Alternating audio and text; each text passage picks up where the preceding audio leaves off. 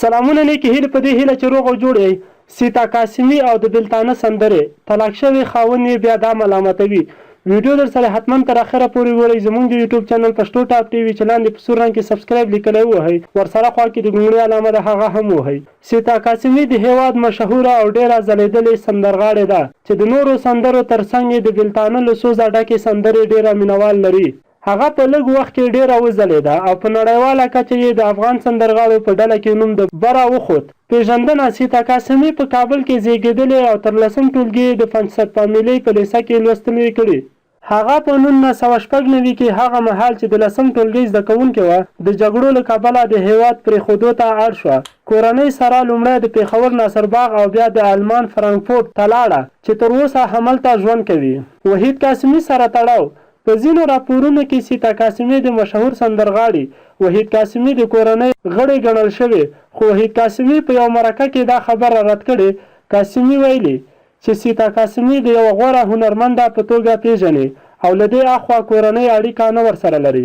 هنري ژوند یې سیتا قاسمي له وړوکوالي هنر سره لیواله وه. تر اوسه یې څه باندې 20 سندرې ویلې چې هر یوې ډېره مینوال موندلي. د سیتا قاسمي کمال دا دی چې د ښه غږ، ښایست او جذابیت ترڅنګ د شاعرۍ، کمپوز جوړولو او نورو هنري وړتیاو څخه هم برخمنه ده. هغې د خپلو یو شمېر سندرو شعرونه او کمپوزونه خپله جوړ کړي. ګډې سندرې سیتا قاسمي یو شمېر سندرې له نورو مشهورو سندرغاړو سره په ګډه ویلي.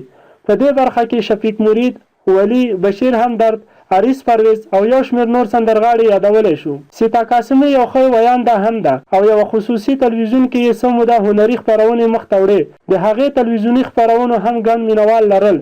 د سیتا قاسمي ډېرې سندرې په فارسي ژبه دي. د طلاق او بېلتانه سندرې د سیتا قاسمي په سندرو کې د بېلتانه، مینې، بېوفایي او یوازیتوب د سوز ګیلې او انعکاس ډېر لیدل کېږي. دلیل یې ممکن د ژوند له ملګري د هغه د بېلوالي او له هغه څخه نارضایتي وي. هغې که څه هم په رسمي ډول د ژوند د جلا شوي ملګري په اړه یې کوم اعتراف نه دی کړی، خو د سندرو له سوزه یې ښکاري چې هغه ملامتوي.